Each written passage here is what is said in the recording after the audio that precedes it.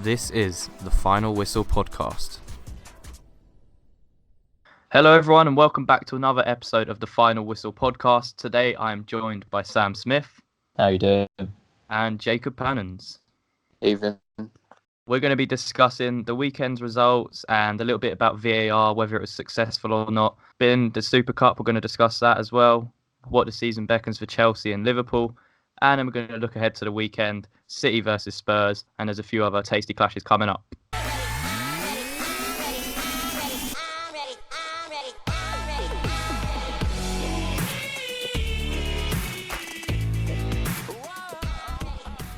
So lads, first game week of the Premier League now complete.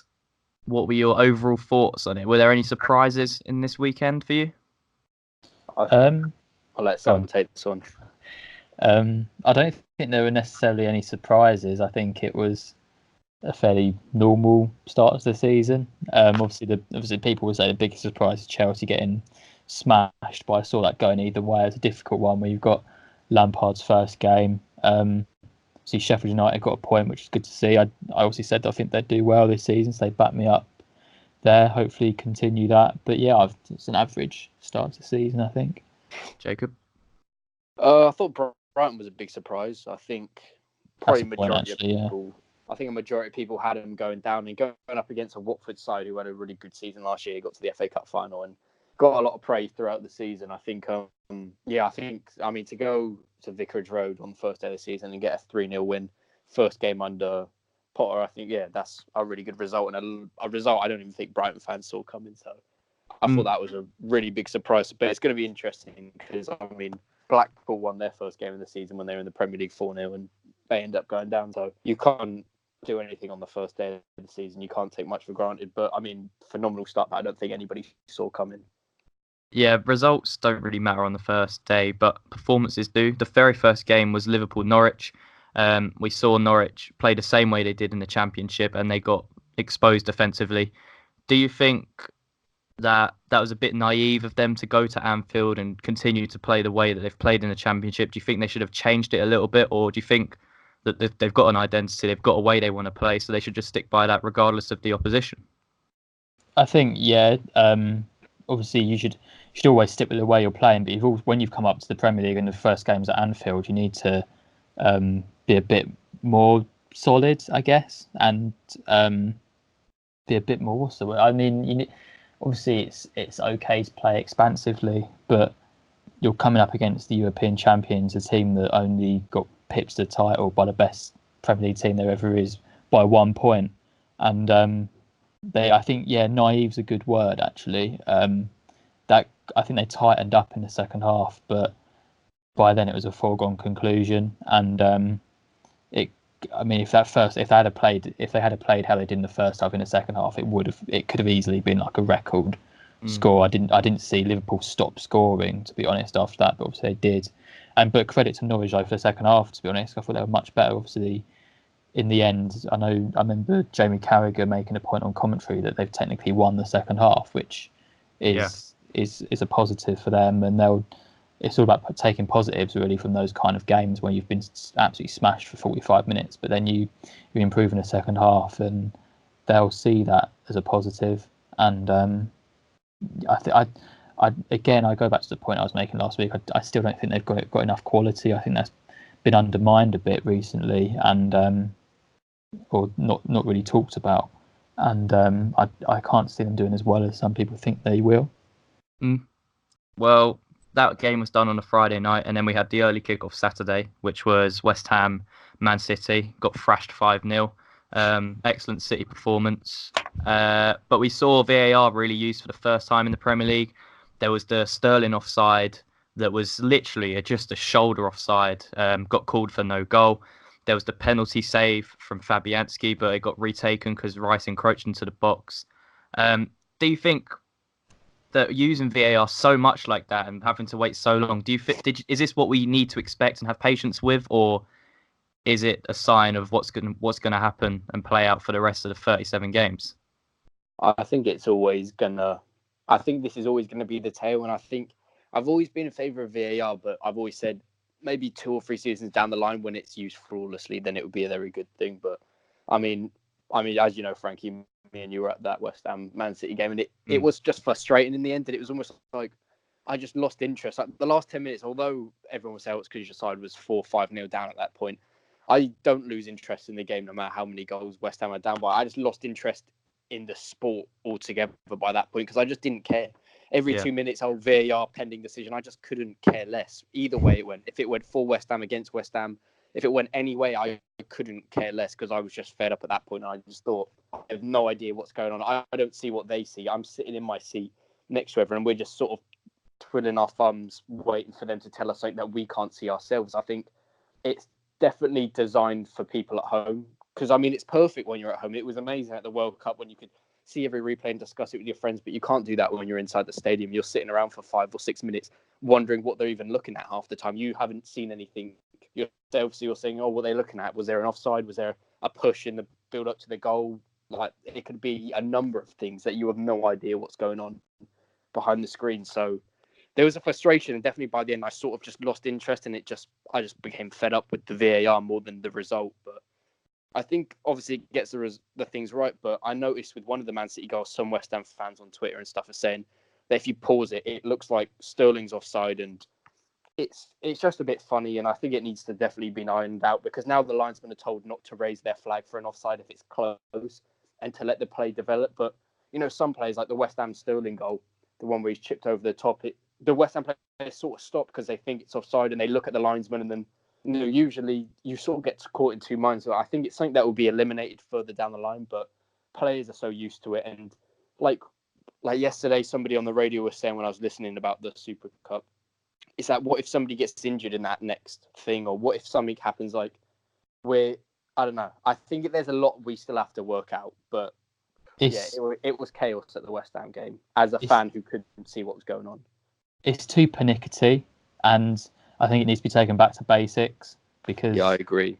It should just be for a foul in the build up to goals, red cards, and mistaken identity, and just generally things that the ref should see but didn't see. So when Rice is 3 yards inside the box at a penalty, does it like what basically? What, like, why? Like, does it really matter?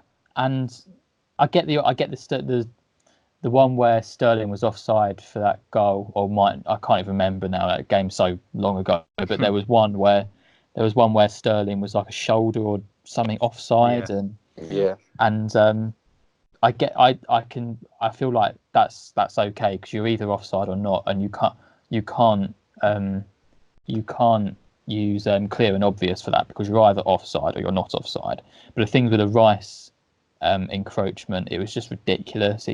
It's been taken too far. It's too pernickety, and I'm starting to dislike it a bit. Even though I was a massive fan of VAR and a massive fan of helping referees out because obviously I've refereed before, and referees do need help. But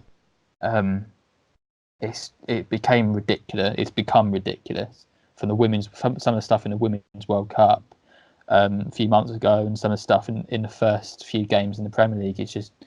It's become too much, and we like Jacob said, we're going to VAR every 5 minutes now, and there was only one at Palace, and I asked James McArthur after the game, I was like, do you even know why they went to VAR? And he didn't even have a clue it had gone to VAR, let alone what it was that they'd gone to VAR for. So they're clearly not very clear about it to the players either, as well as the fans in the stadium. And it goes back to the point Jacob was making about the fact it's just for people who are sitting at home watching on TV, and I think that's a bit sad. I think the main point of football is entertainment and the match-going fan experience. So it's kind of taken that fun element out of football, and you do just get bored of it. It's almost like VAR is the one and only excitement at games at the moment, and it's one of the things it's one of the only things that's being spoken about, and it's just getting a bit boring. Yeah, I agree. I mean, I think with VAR and stuff, it's not really pointing out how poor VAR is, but it sort of points out the flaws in the sport itself, like how nitpicky offside is, like with Sterling's shoulder and a lot of things. There's a lot of rules in football that we look at now and we're like, maybe that's a bit harsh, but you kind of need them, like encroaching into the box. If you're half a toe in a box, you have to retake a penalty. But it sort of highlights the flaws in the rules rather than VAR itself. Like VAR is in rechecking to make sure you got the right thing. On paper is perfect. It just when push comes to shove and you actually have to use it in a game, it's not perfect. And yeah, I was talking to some people at the game about it, and they were just saying, why would they want to show up to a game when you spend half the game in the dark sitting around on Twitter desperately trying to find out what's happening, because you're in the game none the wiser. And I mean that football prices are going up, but the quality of football is going down. I mean, I'm watching less football. I'm watching more standing around waiting at screen, waiting to say goal or no goal. It's just it's definitely for people at home, and it's for TV. It's something to talk about. It adds interest to the game when you're not, adds interest to the sport when you're not actually in the stadium. But for people in the stadium, it's just a waste of time. And the whole point of VAR was to eliminate that kind of that kind of sense of controversy. Whereas it's doing it more now. And we're talking about VAR all the time. I don't remember a podcast where we didn't talk about VAR. So it's adding to the controversy rather than eliminating it. Well, like you said, it's meant to eliminate it. It's meant to be factual. There's meant to be no arguments with it. That's what it is.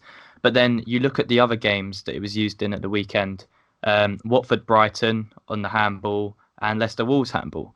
So in the Watford-Brighton game, a free kick's come in. He's put his arm up. He's hit his arm. Technically, by what they're saying now, if it hits your arm, it's handball, which is why Wolves' goal in the build-up, it hit someone's arm. And it was chalked off. So there's got to be consistency with it, because they've basically contradicted themselves in 2 games within the space of a day. So the point that VAR was introduced to eliminate these errors and to make sure we've got clarity and there can be no arguments with what the decision's made. But when they're contradicting themselves like this, what's the point of it if they're just going to keep doing that and there's different rules to it? Well, I think just the rules have to be reviewed. And to be honest, I think it's at some point it comes down to the officiating. Because I've always said, like Sam, I mean, I've done some refereeing in the past, and like we've even watched games and we'll be like, that's not allowed, that's not allowed. But, with the way football's played nowadays, you sort of just let it go. Like when you dive, you do not get booked anymore. You don't get suspended. It's just, I don't know why. It's just the way it is. You just don't. You just get a slap on the wrist and you carry on with the game. But technically you should. And now you're not allowed to touch the frame of the goal, and the goalkeeper's not allowed to move or trying to distract the penalty taker this season. But even I've noticed that in penalties all over, from the lowest division down to the highest division. Adrian got told off for it last night, and that was the first time I've actually seen that enforced. And like with people encroaching the box, I bet 95% of penalties that have ever been taken, either the goalkeeper is off his line or somebody's in the box by even just a small margin. It's nearly always the case. So, like, I bet every penalty, like even at the World Cup, there were penalties I saw being scored or being missed, and there was definitely somebody in the box. It's just, what are we going to check and what are we not going to check with VAR? Because you have to draw a line and you have to make that obvious, because like you said, it's contradicting itself over different games. I mean, there's also the argument that you don't have like a definitive answer, say for an offside call. Say, take that Sterling one. You don't have a definitive answer for when the ball was played through. They're just making an assumption. They're just trying to pause it at the exact moment, but they can't be specific. They can't get it to the precise moment that he's kicked the ball. And there's another issue. I just think, to be honest, I was pro VAR in the build-up last year. I thought the stuff they were saying was encouraging and it was going to eliminate these errors. But from what I've seen on the first week, it's not going to be I don't think it's going to be successful. And to be honest, is it worth it? Like you said, Jacob, being at the match, you're left in the dark. It's stopping play every 4 or 5 minutes. It's just boring. And it just gets repetitive. It really does. Even if the decision's for your team or against your team, it's taking the fun out of the match day experience. And like you said, Jacob, it's for the TVs. It's for people watching on the TV to discuss something. And is it really going to benefit the sport overall in the long term? I don't know, personally. And you obviously, we made the point about it being on TV.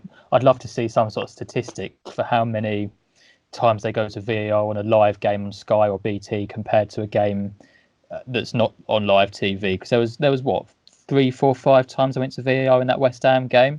Yeah, at least 5. Whereas in other games that aren't on TV, it's once, twice maximum. Yeah. And I'd love to see some sort of statistic, and that would back it up that it is for TV, and they are going to it for 100%. TV. And even like when you got nothing to talk about, the pundits and stuff will talk about the VAR. Was the VAR right? Well, that's a stupid discussion. VAR's in there to be right. Like there's no human error with VAR. You can discuss after the game, well, was the referee right? And it's either yes or no. But with VAR, we're talking about is VAR right? Then it's completely lost its purpose. VAR is meant to be right. There shouldn't be a discussion if VAR is right or not. And yet after the game, oh, did VAR get it right? Well, it's supposed to. Yeah, it's always going to be. I think this season we're gonna see a lot of this where there's a lot of controversy around it. I don't think overall it's going to be successful this season. Whether it's going to be successful in the future, I don't know. It depends what they tweak. But for now, it's taking the fun away for me personally. But I don't know. We'll see. So Super Cup last night. Chelsea 2, Liverpool 2. Liverpool won on pens. What did you make of Chelsea's performance? I mean, they lost 4-0 to United at the weekend. They got quite a bit of criticism. Frank Lampard was said to be too expansive, not defensively compact enough. It was a much improved performance this time around. Do you think it's just going to be a matter of time for Frank Lampard? Do you think he'll be successful in the long run? Yeah. Do you know what, that 4-0 last weekend? The reason I said earlier why I don't think it was necessarily a shock by definition is because Chelsea didn't necessarily deserve to lose 4-0. I mean, they deserved to lose, but attacking wise, they were extremely good. I think they hit the post and crossbar 2 or 3 times. They've got problems defensively, and I mean, I've been impressed with Chelsea, to be honest. I was impressed last night. Obviously, it was a much better performance defensively from them last night. But I'm excited about Chelsea. I think Chelsea's games will be exciting this season, and I think they'll still do well. Yeah, I thought Chelsea played some really nice football. Especially they got through the first 15 minutes. They were a bit nervous, and then they started to play their football. They started to play around Liverpool's press. I thought Matip and Van Dijk looked a bit shaky, if I'm honest. I thought Giroud played well. I thought their front three operated really well with Pedro, Giroud, and Pulisic. And you could see how much of an impact Kante had compared to that Man United performance. They had someone in there that basically is going to break up play, is going to keep the ball and carry the ball forwards, and they just didn't have the legs against United. I think that's what ultimately cost them in the second half.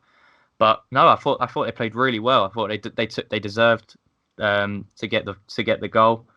Bit unfortunate to concede in the second half straight away, but no, there's definitely positives for Chelsea to take from that. It's just whether they can consistently perform to that level for 37 games. But no, I think like what you said, there's going to be a lot of high-scoring games in Chelsea matches because defensively there's still question marks, but offensively they looked very good. There's so many goals in that side as well. I really liked Pulisic last night as well. He looks good. I think he'll settle in well in the Premier League. I thought Mason Mount's taken a bit of undeserved flack the last few days. I thought he had actually had a good game against Man United. So did I. Tammy Abraham will get you goals at any level. I think he's a natural finisher. He just needs to improve the kind of, obviously he's a big lad, but the kind of tactical and physical side of the game. He kind of got bullied a bit by Maguire in the first half against United and lost a bit of confidence. But that'll come. I mean, they're young players and it's a young team, and with experience, it was probably harsh on them to get Man United for the first game. You don't usually see those kind of games on the first weekend anyway. So I don't think that Man United game is going to be a reflection of their season, to be honest. And they'll be exciting this season. What did you make of Liverpool's performance? I mean, sometimes I just feel they look a bit tired.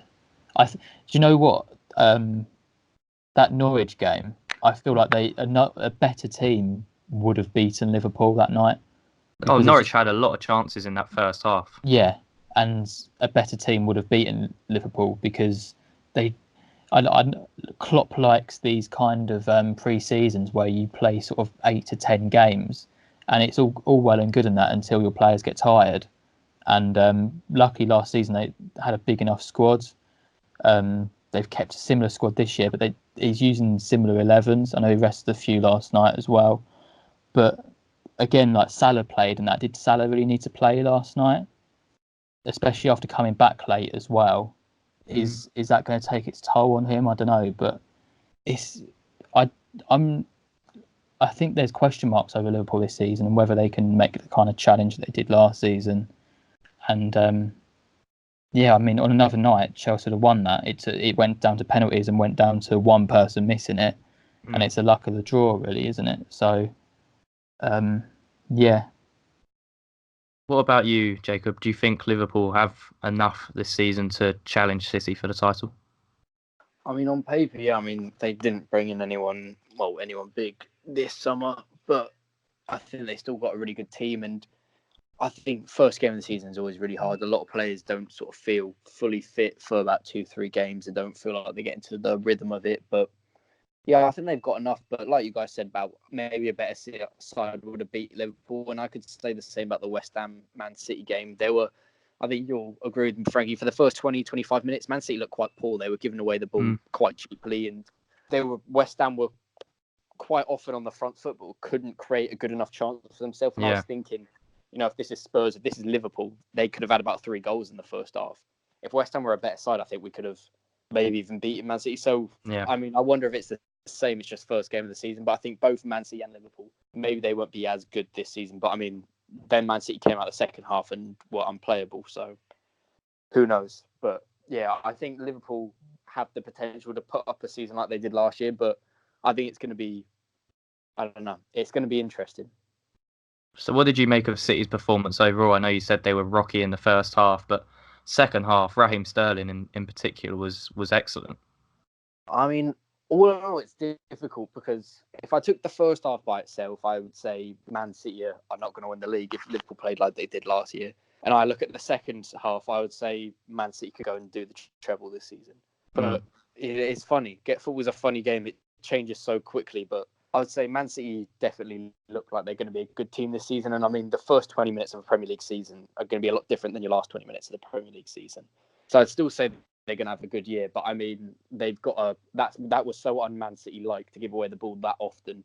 And like you know, Frankie, like they fouled so many times. And I know that's their thing to sort of foul to get the ball back and like to stop it so they could reset in defence. But on another day, a referee would have given out a lot more cards to try and stop that behaviour. And I think they were lucky not to get as many bookings as they should have got more bookings than they actually did. So, I mean, I don't know. I think it'll be a learning curve, but I think Pep Guardiola is definitely going to sort of have a go at them for that first 20 minutes because that was appalling for that. What do you make of the whole fouling people before they get across the halfway line thing that Pep Guardiola sort of installed there? Do you think it's sort of not sportsmanship at all, or do you think he's within their right? They're within their rights to do it. Do you think it's just clever, or? I mean, I don't think it's. I think it's clever to some extent because nobody's really ever done it before. Teams have played dirty, but teams haven't played tactically dirty. They've just played dirty all round, and it's frustrating because it's within the laws of the game, and the laws of the game state that if there's persistent fouling from one player, you can book them for that. But it's not an offence for persistent fouling from an entire team. So when they're all fouling once or twice each, you can't book them. So they could rack up 22 fouls, and if every player's just done a foul twice, you can't really book them for that, even though as a team they're persistently fouling. So I think that's maybe something the rules need to change because you can't do a lot. But I mean, it's somewhat unsportsmanship because it's a bit unfair, because a little bit unethical because you're fouling unnecessarily. But at the end of the day, it makes them a better team. It helps them reset. It's within the laws of the game. So it was infuriating to watch as an opposing fan because every time it looked like we were going to break and get them on the break, they would foul and they weren't getting booked for it and they weren't getting punished. And it's frustrating. But like I said, it's within the laws of the game and everything. But yeah, it's really, really infuriating as an opposing fan. Well, Sam, you used to be a ref. How would you if you were ref in that match, how would you see that? Is there anything that you can do to prevent that from happening, or are they within their rights to do that?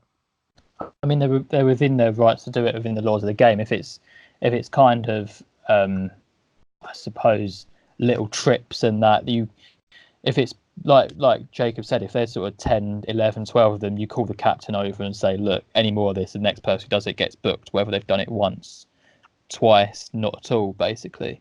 Yeah. So you've got to be clever enough to deal with it. rather than I feel like there's a lot of refs at the moment who are a bit naive to it and don't really deal with it properly. But yeah, I mean, going back to the game, I only saw the second half because I was on my way to Palace. But I think Man City it was kind of a continuation of last season, that second half, and I think they'll be so comfortable and they'll probably win it they'll win the Premier League by more points this season. Yeah, I agree with that. As for Chelsea, we were impressed. Are they now sort of top 4 contenders again? I know we sort of put them I put them 8th, but do you think they'll challenge for top 4 this season? Do you think they've got enough defensively, and do you think they'll sustain a top 4 challenge? Probably just about. It depends.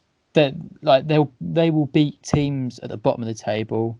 It's getting those 3 points against teams in the top 6, and they need to do that enough to break into the top 4. But it's early days, and it's difficult to tell so early in Lampard's reign. Jacob, what do you think? It's going to be so hard. I mean, we haven't really had enough to really base Newcastle on. I mean, a 1-0 win against Newcastle wasn't the best performance, but you probably need to see a bit more. And like you guys said, I mean, against Man U, they weren't at their best, and it was. I think the scoreline's a lot worse than the actual performance, but then they look better in the Super Cup. So I think the top 3 are pretty much locked in: Man City, Liverpool, Spurs. The 4th place could be Arsenal, Chelsea, Man U. I mean, Man U looked a lot better than I think a lot of us predicted, but I mean, that was what they were like under Solskjaer last year. They were winning some games quite comfortably, and then they lost a few in a row, and they didn't look that comfortable. It was it's going to be really hard to tell. I wouldn't put any money on Chelsea finishing in the top 4 because I think Arsenal might be a bit better, and I think Man U might have a better chance. But who knows? If Frank can turn them around and get them playing the way he wants and get the players playing with some confidence, then Chelsea could easily break into the top 4. But yeah, it's so hard this year to tell. Right, so coming up this weekend, there's a few tasty clashes. We've got Man City Spurs on Saturday Night Football. What do we make of this one? I know Spurs, they came back late against Villa in their first game. They looked quite flat without Eriksen. Eriksen came on, sparked a bit of life into them. Do you think it's going to be similar to last season where they don't really draw many games, but it's going to be a lot of defeats, but also a lot of wins? Yeah, I mean, it's their first proper test of the season against the best team in the league. So it'll be interesting to see if they do lose that game, how they come back from it, because they lost a couple of games at the start of last season, and they struggle with the mentality of losing 1 or 2 games and then not being able to win another few afterwards. I think it's a big season for them, really. I keep saying every time we do a podcast that Pochettino needs a trophy at some point, not necessarily for his own, in case he gets sacked or whatever, but just for his own personal future. He'll want trophies, and he'll want to be at a club where there's a winning mentality. And at the moment, there would be question marks over whether Spurs have actually peaked, and whether a few seasons ago when they were finishing second and third, that was Spurs at their absolute pinnacle. And but yeah, I mean, it's a big season for them. As for last weekend against Villa, new signing Ndombele played. What did you make of his performance overall? Do you want to say that, Jacob? I'm not going to lie, I didn't watch a lot of the game because I was at a family event. But from what I saw his goal and I saw a little bit, it was quite a decent finish. From what I've heard about him, I'm not going to pretend like I know tons and tons, but from what I've heard, he doesn't get a lot of goals, so I don't know how often we should expect that. But some players have seasons where they score a lot of goals, like Capu a couple of years back, who doesn't score a lot, but he had 1 year he scored every few games. So it's going to be interesting to see. I mean, it was a lot of money for him. You could get a lot of players for that, so it's going to be interesting to see. You've seen a lot of French holding midfielders get signed who haven't turned out well, like Bakayoko, for example, but there's so many players in that position where, I don't know, there's going to be pressure on him, but he seems like a professional. It was a great finish. Like I said, I didn't see a lot of the game, so I can't talk on it too much. But, I mean, a lot of money, there's a lot of pressure there, but he looks good so far. Whether or not he's 60 million's worth or 65 million's worth, only time will tell. For Spurs, they've spent nearly 100 mil. They got Lo Celso on loan. Is finishing third a successful season for them to do that again? Or if they do finish third and they don't have the best Champions League run like last season, and they don't win a trophy, are there question marks over Pochettino then, or can we still praise him for the brand of football he plays? Again, I don't think it's question marks over Pochettino. I think it's question marks over Spurs as a football club if they continue to just sort of amble towards third and fourth. I mean, third is a very good season for them. It's basically the best of the rest. But should that be the ambition? Should that be the ambition now? They've moved into this new stadium. They've signed some decent players. Why should they not be challenging for the title? Why should third be their target? Why should that be successful? Any other decade in Premier League history, in football history, they would be challenging for first and lots of trophies. But they've got Man City in the way and a very good Liverpool side who are backed by billionaires, and Spurs don't have the money to compete. And if they do, if Spurs were to have a season where they go toe to toe with Man City and Liverpool, we could argue that that is one of the biggest overachievements in Premier League history, I think, because they're just not on the same level. And that's not a fault of Pochettino, it's not a fault of Harry Kane, it's not a fault of anyone in the squad. It's just a mentality of that football club and the politics of that football club, more like not necessarily mentality, but until they get bought by a billionaire owner, they're not going to be competing with Man City and Liverpool. But you don't have to necessarily spend ample amounts of money to compete. I would argue that they've got a squad capable of challenging Liverpool at least for second spot. Liverpool, yeah, but we're talking about trophies here, and Spurs finished second a few years ago, and we've basically forgotten about it because of Leicester. And if they was to finish second, it's basically the same argument, really, whether they finished a couple points below in third or a couple of points above in second. It's the same argument, and they're not going to challenge for the title when Man City are around, basically. Well, you say it's not. You don't really look at Pochettino per se, but what he's been criticised for in the past is not taking cup competition seriously, especially domestic cups.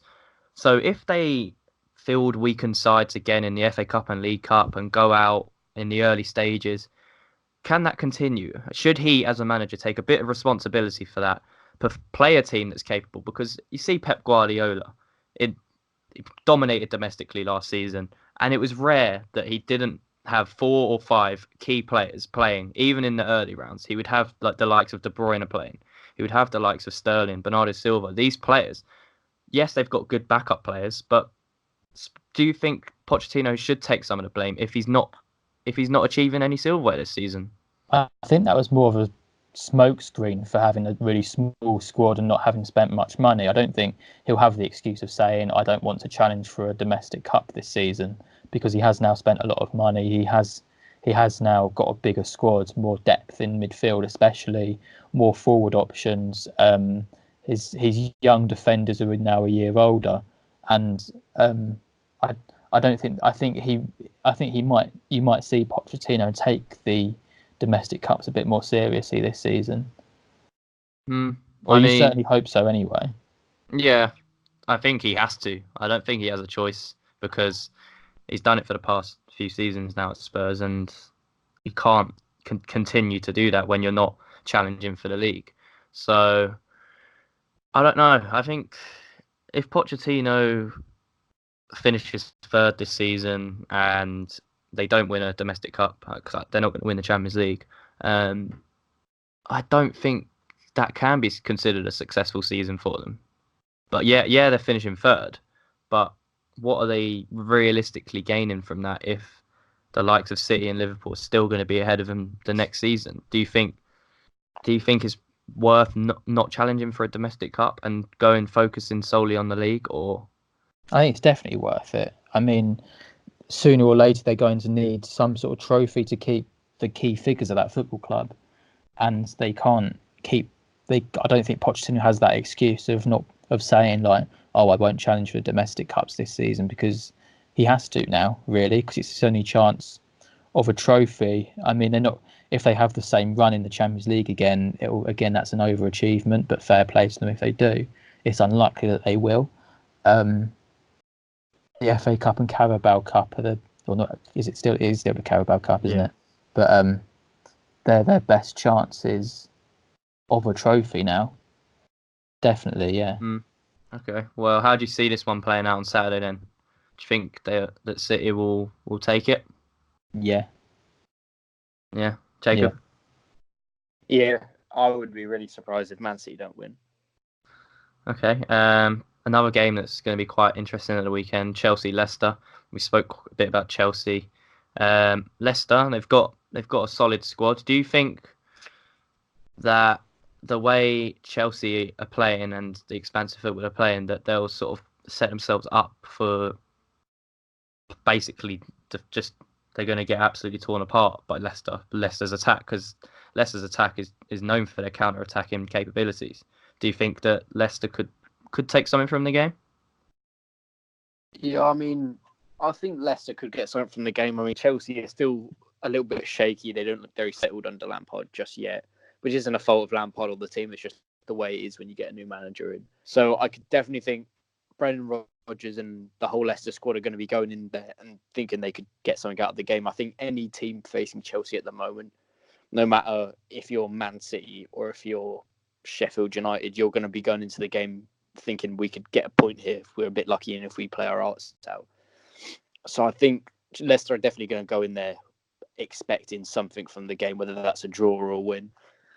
But I think Chelsea will still win. I think that, I mean, if Frank Lampard his side plays bad on that day and Leicester win, then I think questions will start to be asked. Because, I mean, when you're a side like Chelsea, there's already a little bit of heat on him right now from some fans, which I think is uncalled for. But when you're a top six club and a team like Chelsea, where the fans demand results and demand trophies, I mean, look how many managers they get through. Like, Sarri made him finish third last year and he was hated, and they were the best of the rest. So, like, with their fans and stuff, he needs to start winning soon. So I think he's going to feel a lot of pressure. But I think Chelsea will win, but Leicester are going to be hungry for it. Okay. And Liverpool travelled to Southampton. They won there last season, towards the end of the season, after going 1-0 down. It's quite a big win for them. Do you think... I mean, Southampton lost 3-0 to Burnley. So do you think people are sort of overestimating Ralph Hasenhüttl's impact at Southampton? And do you think they've got enough players to sort of challenge for mid-table this season? Or do you think they're going to be among the relegation candidates again this season? I think it was just one of those kind of one-off games. I think Southampton will be fine. It's just a bit unlucky that it's come in the first game of the season. You see those kind of results usually around sort of mid-season where teams have had a couple of injuries, whatever. It's just a one-off bad result. But I think they'll still be fine. They've got goals in that side. I like Hasenhüttl. He's a good manager. I enjoyed watching Southampton play. Also, they'll probably lose at the weekend and have 2 games without a win, which isn't a brilliant start to the season. But it's so early on that it's almost pointless talking about their form, to be honest. Right, so we're going to end on a little new thing we're going to do on this show. It's a little head-to-head between Jacob and Sam in a quiz. It's going to be 3 questions. You get a point right for each one, and I might give a bonus point if there's some in for the second question. I don't know yet. But are we just shouting out the answer then? Well, you're gonna have to think of a buzz to shout. Think of something to shout as a buzzer, and then first one to buzz, I'll let them answer. If you get it wrong, it goes to the other person, and yeah, it's best of 3. We'll shout. So he has to shout West Ham. I have to shout Palace. All right, shout whatever you want, mate. Be spontaneous with it. I'm not gonna buzz though because I haven't got a buzzer, so I'm gonna panic and just go. Yeah, I don't know what to do. Well, you're just gonna have to the first one to shout a weird thing or Palace or West Ham, whatever, gets to answer. All right. It's based on this weekend's fixtures, and it's based coming on weekend. Yeah, and what happened last season basically. So, start with an easy one. I'd be surprised if you don't get this. We got Man City Spurs this weekend. So I want to know, last season, between these 2 teams, who scored the winning goal for City at the Etihad? Oh, God. We're talking about Champions League. No, we're talking about Premier League. Aguero? I would just say Aguero. That was not a buzz. I don't care. Buzz. To be honest, I have got no clue, but I guess. Do you know what? I don't remember that game. I remember after the Champions League. It was like 3 days after. Oh, I know. It's Phil Foden. Correct. Sam goes 1 up. Jacob, man, come on. He didn't actually buzz, so it's no. Yeah, I don't know. That's a bit. My buzz was Phil Foden. Oh, okay, fair enough. Right, we'll say 1-0 Sam. Second one. If you get this right, Sam, it's all over. All right. Here we go. Chelsea-Leicester coming up this weekend. What was the score in this fixture last season? And a bonus point, who scored? Sam. It was it 3-0 Hazard hat-trick? Or Jacob, 3-1? Oh. You've got a chance here. Oh, so you put me on the spot. I've got no clue. I think. Wait, are we talking about? Wait, where is it at? Leicester or it's at Chelsea. It's at Chelsea. At Chelsea. Or was that the year before? Hazard definitely. Did Jamie Vardy score a goal? Was it 1-0? You've got the bonus point. It's 1-0. You've got a goal scorer. I remember Jamie Vardy scoring because he was having issues with club too. That's all I remember from the game. And he came off the bench. I've completely given it away here. I said who scored, and you can't tell me what the score was. 1-0. No. Didn't you just tell us 1-0? You just said it was 1-0. No, 1-0 was in. You got the bonus point, so it's 1-0 between you. Okay. No, I'm saying what's the score? Oh, 1-0. Yep, 1-0 Leicester. Yeah, that's why I said Jamie Vardy 1-0 and you said 1-0 and I was like, oh, okay. Oh, I thought you just said I didn't hear the 1-0. That's my bad. This is a shambles. Not gonna lie. I know. We need buzzers. This is yeah. Right. Okay. So you got 2 points there, Jacob. So you're 2-1 up. If you win this one, Sam, we'll go to a decider. Right. What? How does that happen? Because it'll be 2-2. Jacob got the bonus point for Vardy and the score right. Don't argue, Sam. Look, don't ask questions, all right? Such a sore loser. Right, here we go. Fingers on the buzzers. All right. Everton-Watford at Goodison Park this weekend. Oh, last season, it was 2-2. And someone scored a 96th minute equaliser. It was Dina. Okay, well, you haven't buzzed there, so Jacob, I'm going to go to you. Jacob, what's your answer? That is correct. We're in the pub for that one. That was when Chris was moaning about the away kit that Watford were wearing. Oh yeah, I remember. Oh my god, I almost throttled in that game. Away kits don't look like the home kit. It's just by coincidence. What an idiot. Right, what are we doing there, lads? Because you got it, Sam, but you didn't buzz. Nah, give it to Sam. Give it to Sam. All right, I'll give it to Sam. Right, I've got to think of another question now. Hold on. Who even scored that goal? Can't even remember. For what? For Watford. It was what's his name? Decore scored, and Coleman scored an own goal just before it. Right, this is just a general thing from last season in the Premier League only. Hazard and Sterling both got 15 assists and were joint top of the assists. What player came third with 14 assists? Ryan Fraser. Bang! He's done it. He's got it. Smashed it. Absolutely smashed it. Well, Jacob takes it for this week. What was that buzz? He shot his book. Yeah, because I went to say Ryan Fraser and I stopped myself and said Jacob. I didn't want to get disqualified. Right. That puts Jacob 1-0 up for the quizzes of this season and the final whistle. Chris and Alex. Yeah, whatever. I think we're gonna try and get a sponsor for this quiz for next time. I think there's going to be prizes up for grabs to make it a bit more interesting. Yeah, I think we're going to do that for next time. But anyways, that is this week's podcast. Thank you for tuning in. As always, thank you, Sam and Jacob, for coming on. No worries. Thanks very much. So yeah, we've just got the weekend action to look forward to, and we'll be back again next week to do it all over again. So thank you very much and goodbye.